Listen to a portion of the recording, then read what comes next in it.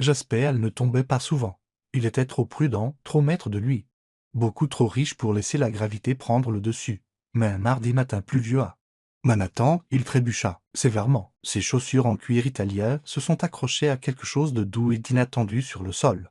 En marbre du rôle de l'immeuble Whitmore, il a trébuché en avant, les bras agités, et a atterri avec un grognement sonore et un égo meurtri. Qu'est-ce que c'est que ça, grogna-t-il, se redressant, brossant son manteau de laine trempé et regardant fixement le sol. Un sac fourre-tout en toile délavée gisait au milieu du sol poli, complètement hors de propos dans ce bâtiment élégant et moderne qui abritait son entreprise technologique d'1 milliard de dollars sur les 5 derniers étages. Sérieusement, murmura-t-il, inspectant le sac comme s'il l'avait personnellement offensé.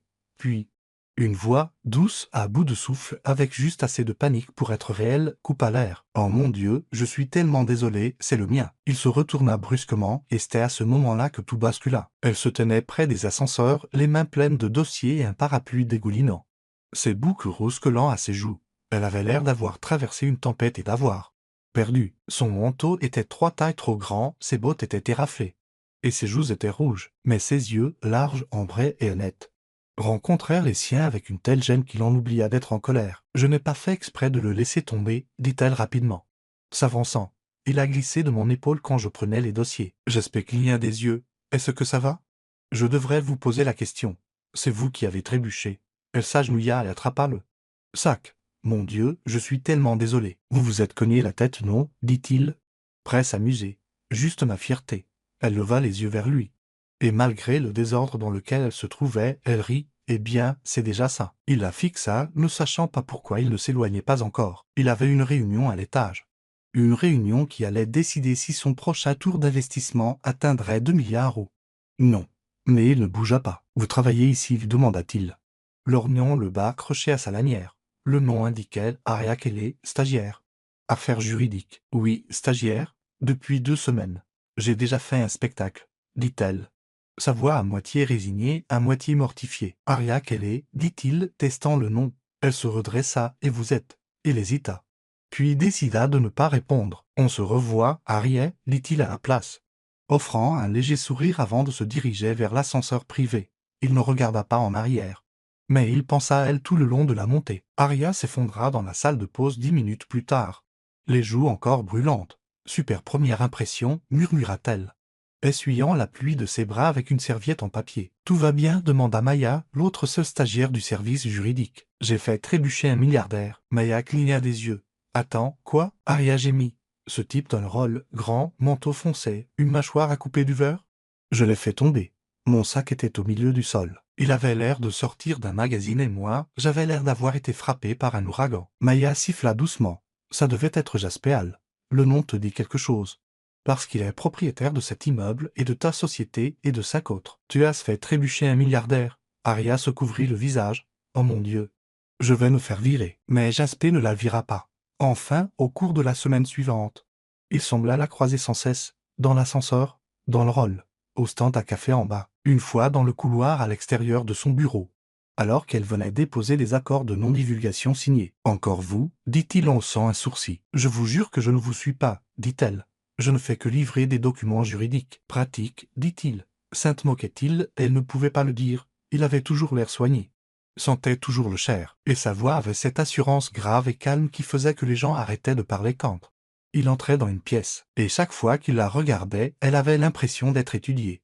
Vue d'une manière qui faisait battre son cœur, elle ne savait pas pourquoi il continuait de s'arrêter pour lui parler, ou pourquoi il commençait à se souvenir de choses, comme le fait qu'elle prenait son café noir avec un peu de lait d'amande ou qu'elle détestait les ascenseurs. Il me donne l'impression d'être piégé dans un grille-pain, ou qu'elle portait toujours ce même sac en toile, le même sur lequel il avait trébuché. Toujours l'infâme sac, dit-il un matin, hochant la tête vers son épaule alors qu'il attendait au café du rôle. « C'est vintage, » dit-elle. « C'est un danger pour la sécurité. » Cela la fit rire. Eh bien, il n'essaie plus de faire trébucher des milliardaires. Il ne dit rien pendant une seconde. « Alors vous savez qui je suis. »« J'ai compris, » dit-elle, jetant un regard de côté. « Finalement. Et vous me parlez toujours comme si j'étais juste un gars qui a trébuché sur votre sac. » Elle haussa les épaules. « C'est le cas. » Cela le fit sourire, vraiment sourire. Et quelque chose vacilla derrière ses yeux. De l'intérêt, de l'amusement, quelque chose de plus. Il paya son café ce matin-là, puis il le refit le lendemain, et le suivant. Je peux m'acheter mon propre café, vous savez, dit-elle une fois. Je sais, dit-il, lui tendant la tasse. Mais j'aime bien vous l'acheter. À la fin de la 3e semaine. Les gens parlaient. Toi et Jaspéal, chuchota Maya au déjeuner. Il n'y a pas de Jaspéal en moi. Tu es la seule stagiaire à qui il parle. Il parla. Beaucoup de gens. Oui, mais pas comme ça. Comme. Il t'attend au café. Tu as vu comment il te regardait et Artaria secoua la tête, essayant d'ignorer les papillons dans son estomac. Ce n'était pas censé arriver. Elle était là pour apprendre, pas pour tomber amoureuse d'un milliardaire qui avait trop de costumes et trop de secrets dans ses yeux. Pourtant, lorsqu'elle entra dans le rôle le lendemain matin et le vit debout près du stand à café, tenant déjà 2 tasses, l'une d'un noir avec du lait d'amande, son cœur fit quelque chose de stupide. « Bonjour », dit-il, lui tendant la tasse. « Salut », dit-elle, souriant malgré elle. Et quand ses doigts effleurèrent les siens, chaud et lent, elle ne se retira pas. Plus tard dans la journée, on l'appela à l'étage supérieur. « Stagiaire juridique » demanda l'assistant. Jetant un coup d'œil. « C'est moi », dit Arya, redressant nerveusement son blasé. Elle entra dans le bureau de Jaspéal avec des baies vitrées du sol au plafond.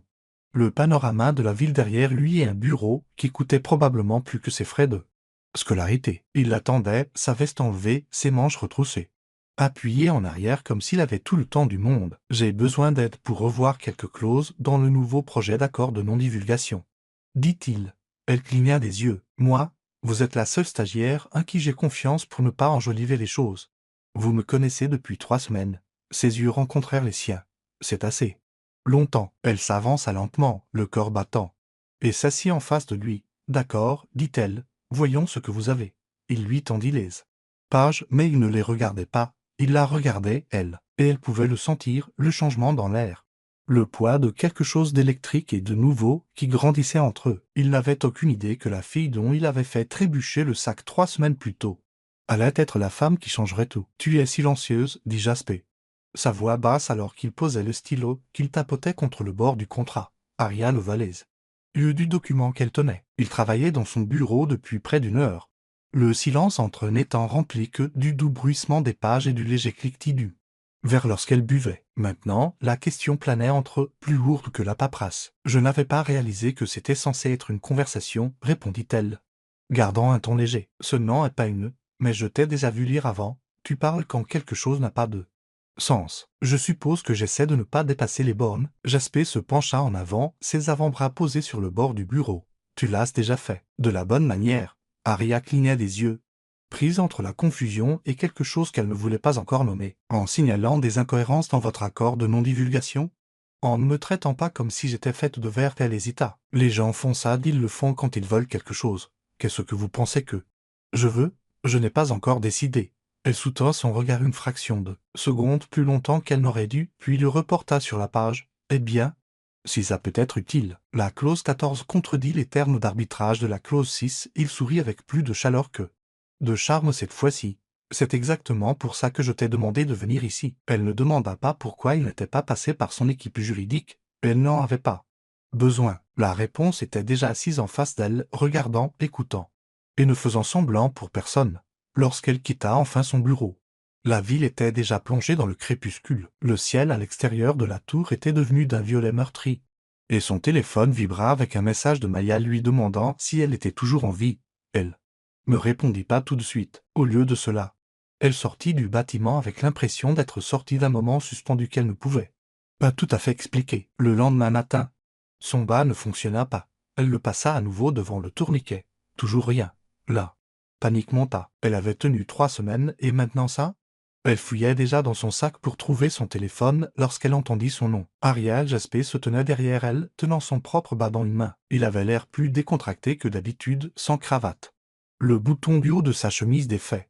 Son manteau jeté sur son bras, il s'avança et pressa son bas sur le lecteur. Le portail s'ouvrit. « Viens avec moi. » Elle le suivit sans poser de questions, le corps battant. Alors qu'il entrait dans l'un des ascenseurs de direction, il était plus silencieux que les autres, avec des murs sombres en miroir et une musique douce en fond sonore. Elle ne savait pas à quoi s'attendre, mais lorsque les portes s'ouvrirent, ce n'était pas son bureau qu'ils virent, c'était un salon privé dont elle ignorait l'existence. Il était tout en bois sombre, en cuir doux, et offrait une vue sur le paysage urbain qui donnait l'impression que la ville s'était arrêtée. « Juste pour eux, c'est quoi cet endroit ? » « Le salon de l'étage de direction, dit-il, posant son manteau sur une chaise à proximité. « Tu n'avais pas l'accès ? Je ne suis pas vraiment une cadre. Tu l'es maintenant. Elle se tourna vers lui. Quoi, je t'ai transféré? Tu assistes directement à la coordination juridique pour ma division. C'est une réaffectation temporaire. Vous pouvez faire ça? Je suis propriétaire de l'entreprise. Aria. Elle le fixa pendant 5 bonnes secondes. Pourquoi? Parce que tu as du talent. Et parce que je veux voir ce que tu feras quand personne ne te limitera. Elle ne savait pas. Comment répondre? Personne ne lui avait jamais offert une opportunité comme celle-ci sans rien attendre en retour. Où est le piège? Demanda-t-elle. Il n'y en a pas. Il y a toujours un piège. Il se dirigea vers la fenêtre, les yeux sur l'or déclinant à l'extérieur. Je ne veux rien de toi. Vous m'avez demandé de venir avec vous. J'ai demandé parce que je voulais parler sans que 20 personnes écoutent. Elle croisa les bras. Et de quoi vouliez-vous parler? Il se tourna pour lui faire face. J'ai été dans des pièces avec des PDG qui ont bâti des empires et des artistes qui ont vendu leur âme pour un mur de galerie. Mais toi, tu es la seule personne que j'ai rencontrée qui ne me regarde pas comme un trophée. Je ne m'intéresse pas aux trophées, dit-elle doucement. Je sais, dit-il, c'est pour ça que je n'ai pas arrêté de penser à toi. Les mots tombèrent entre eux comme une allumette sur de l'herbe sèche. Aria fit un pas en arrière, puis un autre, jusqu'à ce que sa main trouve le bord de la chaise au dossier de velours. Vous êtes mon patron. Techniquement, je suis le patron de tout le monde. Ça n'arrange rien. Je ne te demande rien que tu ne sois pas prête à donner. Je ne suis prête à rien donner. Il hocha la tête une fois. Alors nous ne franchissons aucune ligne. Elle l'étudia. Vous êtes sérieux? Je ne joue pas de Aria, elle prit une grande inspiration et regarda le paysage urbain. J'ai travaillé trop dur pour en arriver là. J'ai remarqué. Et je ne vais pas devenir une note de bas de page dans un scandale à propos du milliardaire et de la stagiaire. Tu ne le seras pas. Si jamais ça devient quelque chose, ce sera parce que Zéro l'aura voulu. Elle accepta cela en silence. Lorsqu'elle quitta le salon, son bas fonctionnait à nouveau. Au cours de la semaine suivante, la réaffectation changea tout. Elle eut accès à des documents qu'elle n'avait jamais vus auparavant, assista à des réunions avec le conseiller juridique en chef, et fut même une fois impliquée dans un appel avec les conseillers externes du conseil d'administration. Personne ne dit rien, mais elle remarqua les regards, elle les ignora. Jasper ne la surveillait pas. Il ne passait pas à son bureau, mais il laissait un dossier avec son nom dessus tous les matins et une fois, lorsqu'elle resta trop tard à réviser des contrats d'acquisition, elle trouva une tasse de thé qui l'attendait à côté de son coup de pas de notes. Juste une présence chaude et stable. Le vendredi soir, alors que l'étage se vidait et que les dernières lumières s'éteignaient, elle entra dans l'ascenseur et appuya sur le bouton du rôle. Mais au lieu de descendre, les portes s'ouvrirent au niveau des cadres. Jasper se tenait là, tenant un manteau dans une main. « Vous descendez » demanda-t-il. Elle hésita. « Ça dépend. » Il entra à côté d'elle. « Il y a un restaurant que je veux vous faire voir. Je ne sors pas avec des milliardaires. Alors pensez-y comme 2 personnes qui dînent ensemble. Pas d'affaires, pas de lien. Juste de la nourriture. Et si je dis non, je vous laisserai tranquille. » Elle leva les yeux vers lui. Et si je dis oui? Il sourit, pas un sourire dur, pas un sourire travaillé. Juste un sourire vrai. Alors je vais enfin découvrir ce que vous commandez quand ce n'est pas du café. Les portes de l'ascenseur se refermèrent, les emportant vers quelque chose qu'aucun d'eux ne pouvait prévoir. Le restaurant où Jasper l'emmena n'était pas le genre d'endroit qui affichait des menus en ligne ou des prix à côté des plats. Il n'en avait pas besoin. Il était niché sur le toit d'une maison de ville historique de Xeni Village, gardé par une discrète plaque en laiton et un hôte qui salua Jasper blanchement de tête de reconnaissance et sans demande de réservation. Aria hésita sur le seuil. Ses bottes humides à cause de la pluie qui avait recommencé pendant le trajet. Le trajet en ascenseur avait été silencieux. Le seul son étant le bourdonnement de la ville qui s'effaçait sous eux. Elle n'avait pas demandé où ils allaient. Elle n'en avait pas eu besoin. Au moment où elle vit le scintillement des bougies à travers la vitre, elle sut qu'elle était entrée dans un monde qui ne lui appartenait pas. Mais il ne l'avait pas laissé vaciller. Jasper lui tendit la main, paume vers le haut, sans exiger, attendant juste. Elle la prit. Le maître d'hôtel les conduisit au-delà de rideaux de velours, dans un espace qui semblait sculpté. Hors du temps, des poutres en bois sombre s'élançaient au-dessus de leur tête, adoucies par des appliques murales dorées. Et les fenêtres offraient une vue sur la ville noyée dans la brume et la lumière. Un trio de jazz jouait doucement depuis le coin le plus éloigné, leurs notes se faufilant à travers des conversations tenues sur des tons bas et attentionnels. Leur table était dressée, dans un coin à moitié caché par un mur en treillis ou de lierre. Grimpait. Il n'y avait pas de menu. Un serveur apparut avec 2 verres de quelque chose de pâle et d'effervescent, s'adressant à Jasper en tant que monsieur avant de disparaître à nouveau. « Vous n'avez pas demandé ce que j'aimais, dit Aria, levant son verre mais ne buvant pas. Je sais déjà que tu aimes les choses qui te surprennent, répondit Jasper, s'installant sur sa chaise. « Et tu détestes qu'on te demande ce que tu veux quand l'autre personne a déjà tout planifié. Elle l'étudia. C'est une observation étrangement précise. Je fais attention. Le vin était frais, avec une finale qui persistait, comme des agrumes et quelque chose de floral. Elle le posa lentement, incertaine de ce qu'il fallait dire à un homme qui pouvait la lire sans poser de questions.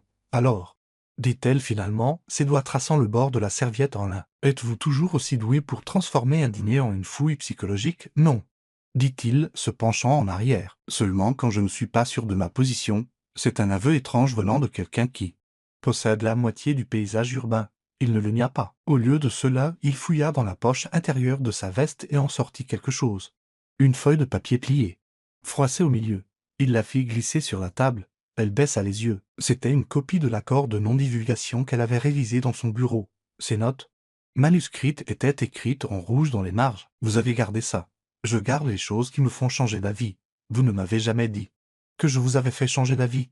Tu n'as jamais demandé. Le serveur revint avec la première entrée.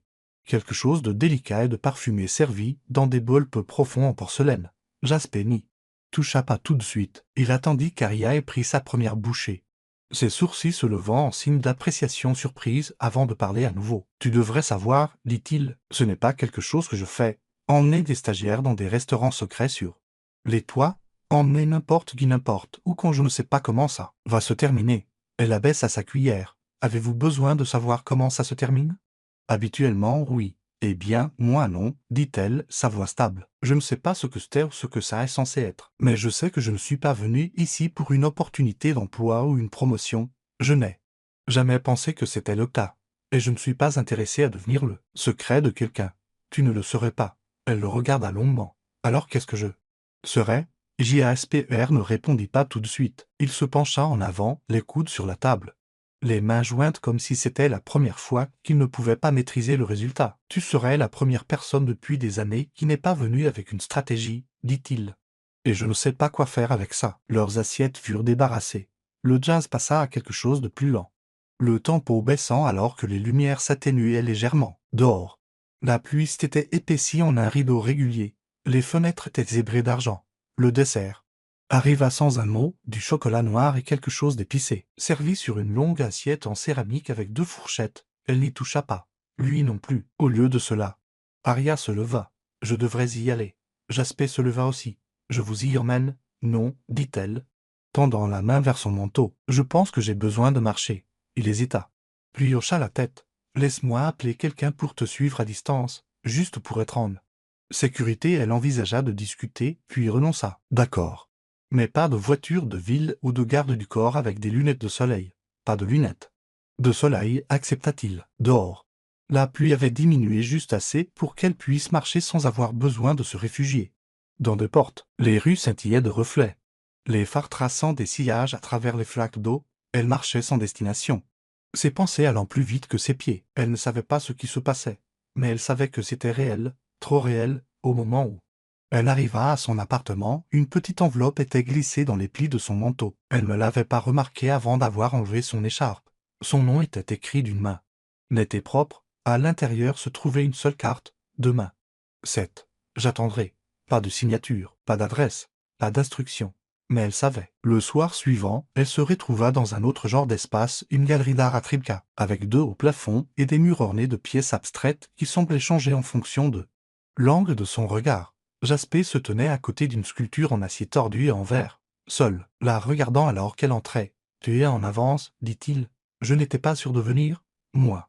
Si, pourquoi ici je voulais te montrer quelque chose qui n'a pas de sens sur le papier, dit-il, désignant le centre de la pièce. Quelque chose qui ne fonctionne que lorsque tu le ressens. La sculpture était à la fois chaotique et élégante, s'élevant vers le ciel d'une manière qui lui donnait l'impression de pouvoir s'effondrer ou de s'envoler. Elle se tint à ses côtés, le silence entre eux n'étant plus tranchant, mais plein. Il ne tendit pas la main vers la sienne. Il n'en avait pas besoin. Elle se tourna vers lui lentement. C'est dangereux. Je sais. Je ne veux pas être une erreur. Tu ne le seras pas. Et si je tombe, sa voix était calme. Alors je te rattraperai. Et juste comme ça, l'air changea. Non pas avec la hâte d'une tempête, mais avec la lente certitude de quelque chose qui commence, quelque chose qu'aucun d'eux ne pouvait contrôler. Jasper entra dans la salle de conférence du penthouse juste après 8 heures. Les baies vitrées du sol au plafond donnaient sur l'Hudson. Le ciel à l'extérieur strié par le plus faible reflet de la lumière du matin. Son équipe habituelle de conseillers, alimentée par la caféine, attendait autour de la table. Mais son regard passa sur eux sans s'arrêter. « On décale l'acquisition de Tokyo, dit-il. Je tends le dossier sur la table. Je ne m'envole pas la semaine prochaine. » L'un de ses conseillers cligna des yeux. « Monsieur, les contrats sont finalisés. Nous devons conclure jeudi. »« J'ai dit qu'on la décale, » répondit Jasper. Son ton ne laissant aucune place à l'interprétation, il n'expliqua pas. Il n'en avait pas besoin, maintenant. Il comprenait tous que quelque chose avait changé, l'homme qui ne manquait jamais une opportunité venait de reporter un accord d'1 milliard de dollars. Et si quelqu'un devinait que la raison avait des boucles rousses et une langue bien pendue? Personne n'osait le dire. En bas, Aria était assise dans une salle de réunion privée où elle n'était jamais entrée auparavant. Entourée de cadres juridiques 2 fois plus âgés qu'elle. Elle tint bon alors qu'il révisait un projet conçu pour une fusion entre l'industrie et une société de technologie financière européenne. Ses notes étaient précises, son ton direct. Et lorsque le directeur financier contesta une clause qu'elle avait modifiée, elle croisa son regard sans ciller. « Cette formulation est intentionnelle, dit-elle. L'ambiguïté du paragraphe 6 nous laisserait exposés à l'arbitrage en vertu du droit commercial luxembourgeois. Si vous voulez risquer cela, à vous de voir. Mais ça ne tiendra pas. » Personne ne discuta après cela. Elle quitta la pièce la tête haute, non pas parce qu'elle se souciait de ce qu'il pensait, mais parce qu'elle savait que Jasper ne lui avait pas donné cette chance, elle l'avait méritée. Et plus important encore, elle ne l'avait pas déçu. Plus tard dans la journée, elle trouvait une seule enveloppe sur son bureau. À l'intérieur se trouvait une carte clé blanche et une note écrite de cette même écriture incomparable. « Utilise-la quand tu seras prête. » Pas de nom, pas d'instruction, juste de la confiance. Elle n'y pensa pas longtemps. Ce soir-là, alors que le crépuscule tombait sur le paysage urbain, elle prit l'ascenseur de direction. La carte clé s'assérant dans le lecteur à côté du bouton pour l'étage le plus élevé. Les portes s'ouvrirent sur un espace qu'elle n'avait jamais vu auparavant. Pas un bureau, une maison. Le penthouse était chaleureux d'une manière à laquelle elle ne s'attendait pas. La pierre et l'acier adoucis par des étagères de livres et des fenêtres surdimensionnées qui encadraient la ville comme une peinture vivante. Un feu vacillait doucement dans la cheminée, projetant une lumière ambrée sur un long canapé en cuir. Et à côté des fenêtres, Jasper se tenait, sa veste drapée sur une chaise, un verre de whisky à la main. « Je n'étais pas sûr que tu viendrais, dit-il. Je n'étais pas sûr de devoir venir. Tu n'as pas frappé. Tu n'as pas fermé à clé. » Il la regarda alors, non pas avec intensité mais avec quelque chose de plus calme, quelque chose de réel. « Je ne voulais pas que ce soit compliqué, dit-il. Vous ne l'avez pas rendu, c'est moi qui l'ai fait. J'ai construit chaque morceau de cette vie avec un plan, chaque décision, chaque risque calculé. Mais toi, tu ne faisais pas partie de l'équation. »« Non, dit-il, posant le verre. Tu étais la variable que je n'ai jamais vue venir. » Elle s'approcha, ses mains toujours dans les poches de son manteau. « Je ne sais pas ce que je suis censé être pour vous. Tu l'es déjà. » Ce n'est pas une réponse. Il traversa l'espace entre eux, s'arrêtant juste avant de la toucher. « Tu es la personne pour qui j'ai réorganisé toute ma semaine. Tu es la raison pour laquelle j'ai réécrit 2 contrats parce que je ne pouvais pas arrêter de penser à tes modifications. Tu es la seule personne que j'ai jamais laissé voir qui je suis sans l'armure. » Elle déglutit difficilement. « Et si ça ne marche pas, alors nous échouons de manière spectaculaire. » « Mais ça n'arrivera pas. » Elle secoua la tête à moitié en riant. « Vous avez l'air si sûr. » Il tendit la main, passant une mèche de cheveux derrière son oreille avec une douceur qui lui coupa le souffle. « Je n'ai jamais été incertain de quoi que ce soit dans ma vie, jusqu'à ce que je te rencontre. Et maintenant je suis terrifié. Mais je préfère être terrifié avec toi que certain sans toi. » Quelque chose dans sa poitrine se brisa. La peur, le doute, les murs soigneusement construits, tout s'effondrant sous le poids de ce qu'il venait de dire. « Je ne veux pas être temporaire, » murmura-t-elle. « Tu ne l'es pas. Je ne veux pas me perdre dans votre monde. Alors construisons-en à nouveau. » Il la serra lentement contre lui, pas comme un homme qui revendique quelque chose, mais comme quelqu'un qui rentre enfin chez lui, et quand elle l'embrassa, ce ne fut pas des feux d'artifice ou des éclairs, c'était ancré, solide, le genre de baiser qui réécrit les futurs. Cette nuit-là, alors que la ville pulsait sous eux, ils ne parlèrent pas de titre ou d'attente. Ils s'allongèrent sur le canapé, enveloppés dans le silence et la chaleur, le feu, le sol témoin de la façon dont ses doigts s'entrelacèrent avec les siens. À la fin de cette semaine, son stage était terminé, mais elle ne partit pas. Elle entra dans le bureau de Jasper le vendredi après-midi, portant un dossier cartonné et une lettre de démission. Il leva les yeux, les sourcils haussés, mais ne parla pas. « J'ai fini de jouer sur les 2 tableaux, dit-elle. Je ne peux pas être votre assistante. Votre partenaire. » Il prit la lettre d'elle, la lut une fois et hocha la tête. Que veux-tu? Je veux une vie qui soit la mienne. Je veux construire quelque chose qui nous appartienne. Pas quelque chose que je défends constamment. Alors commençons maintenant. Il se leva et fouilla dans le tiroir du bas de son bureau. En sortant une petite boîte noire, elle se figea. Non, dit-elle rapidement. Le cœur battant. Pas ici. Pas comme ça. Il sourit. Un sourire sincère et sans défense. Ce n'est pas ce que tu penses. Il ouvrit la boîte pour révéler une seule clé en laiton. Pourquoi? Demanda-t-elle. Pour la maison de ville sur Pagistit. Ce n'est pas tape à l'œil. Ce n'est pas dans les nuages. Mais c'est calme et il y a une bibliothèque et une cuisine avec trop de lumière naturelle. Ses lèvres s'entr'ouvrirent, confuses. Je l'ai achetée la semaine dernière, dit-il, et je veux la remplir avec toi. Pas avec des stagiaires. Pas avec des attentes. Juste nous. Ça.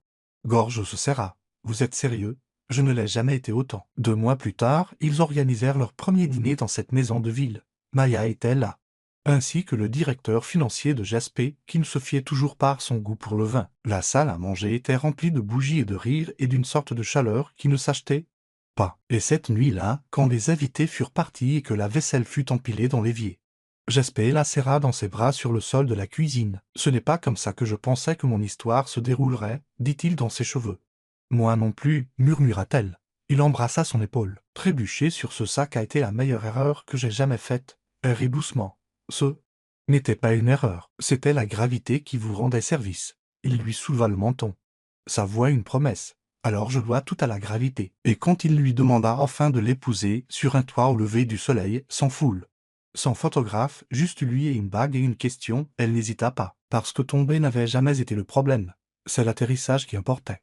Et elle avait atterri là où elle devait être. La maison de ville sur Pagistigit avait commencé à vibrer de vie, pas le genre stérile qui résonnait dans le penthouse que Jasper avait autrefois appelé chez lui, mais quelque chose de plus calme, de plus chaleureux, un rythme de matin partagé et d'idées de fin de soirée griffonnées sur des serviettes, des tasses dépareillées dans l'évier, et le bourdonnement régulier de la musique qui s'échappait du tourne-disque que Jasper avait acheté à un vendeur de rue juste pour la faire rire. Aria se tenait au centre du salon, pieds nus. Elle feuilletait un classeur de projets juridiques qu'elle préparait pour un incubateur à but non lucratif que Jasper l'avait aidé à lancer discrètement. Il ne lui avait pas offert un titre ou un siège au conseil d'administration.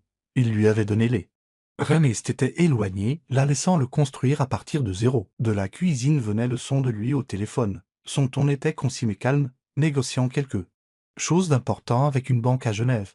Elle ne connaissait pas les détails. Il ne les proposait jamais à moins qu'elle ne les demande. Et elle avait cessé d'en avoir besoin. Ce qui importait, c'est que dès que l'appel serait terminé, il reviendrait vers elle.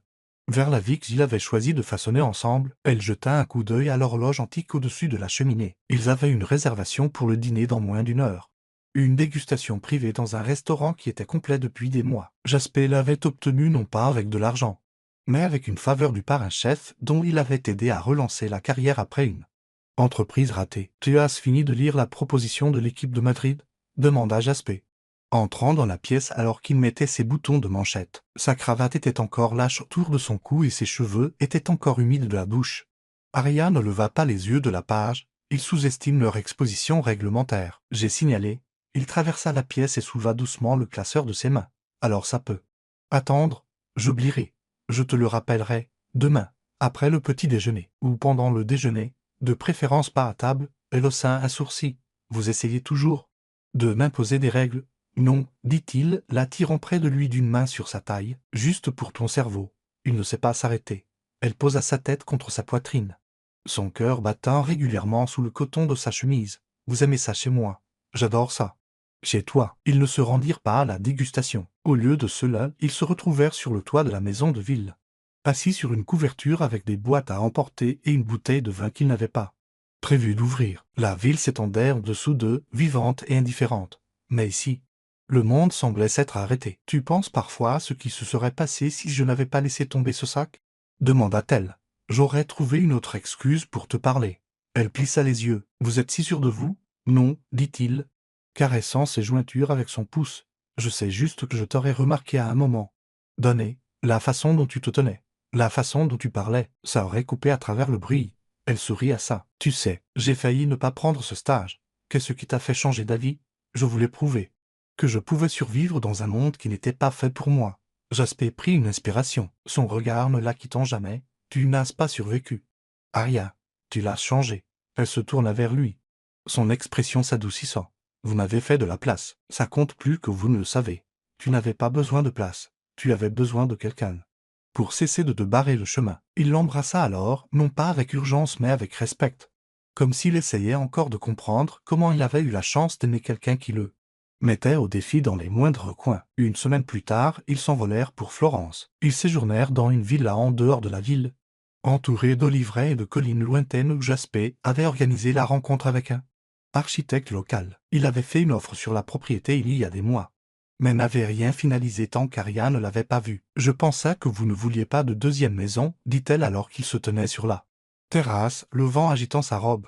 Je n'en voulais pas. Mais ensuite il a commencé à esquisser des bureaux pour l'incubateur sur des serviettes de table. Et je me suis dit, et si on construisait quelque chose ici non seulement pour nous, mais pour les autres, une retraite, un endroit pour les idées. Elle fixa la vue un long moment avant de se tourner vers lui. Vous êtes sérieux? Je ne l'ai jamais été autant. Et ce fut le début du chapitre suivant. Au printemps, ils se partageaient leur temps entre New York pour ses réunions de conseil et ses cliniques juridiques, et Florence pour sa nouvelle fondation et le projet architectural qu'ils supervisaient ensemble. La maison de ville restait leur antre, mais le monde s'était élargi autour d'eux.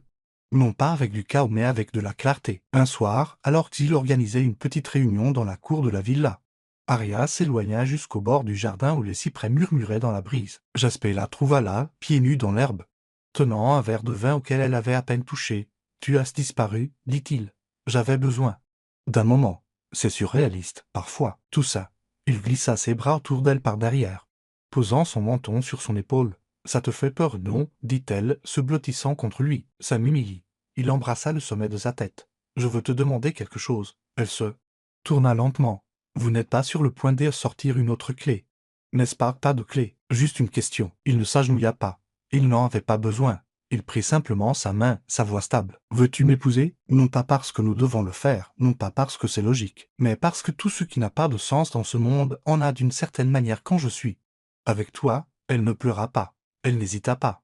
Oui, ce ne fut pas la bague qui scella leur union, bien que le diamant qu'il lui donna soit ancien et rare, serti sur une bande qu'il avait commandée à un joaillier. C'était la façon dont il la regardait chaque matin après, comme si le monde avait enfin cessé de le presser. Ils se marièrent sous une canopée d'oliviers avec seulement 20 personnes présentes. Il n'y eut pas de presse, pas de spectacle, juste des rires, le soleil et le parfum de la lavande sauvage dans l'air. Ensuite, ils dansèrent dans le jardin alors que le crépuscule tombait, ses pieds nus sur ses chaussures, ses mains la tenant comme si elle était quelque chose d'irremplaçable. « Je pensais que l'amour était un risque que je ne pouvais pas me permettre, » murmura-t-elle contre sa poitrine. « Et maintenant, je sais que c'est la seule chose qui vaille la peine de tout miser. » Ils ne retournèrent à New York que près d'un mois plus tard. Quand ils le firent, ce fut pour finaliser le lancement de sa fondation juridique, qui offrait une représentation gratuite aux entrepreneurs sous-représentés. Jasper se tenait à ses côtés lors de l'ouverture, non pas en tant que sponsor, mais en tant que son partenaire, calme, fier et content de la laisser prendre la vedette. Ils construisirent la vie qu'ils n'avaient osé qu'imaginer, une vie où le succès ne coûtait pas l'amour, où l'ambition n'éclipsait pas l'intimité, et où chaque risque qu'ils prenaient était pris ensemble, et chaque nuit, quel que soit le pays où ils se trouvaient. Jasper l'embrassait comme si c'était la première fois qu'elle avait dit oui, parce que pour lui, ce serait toujours le cas.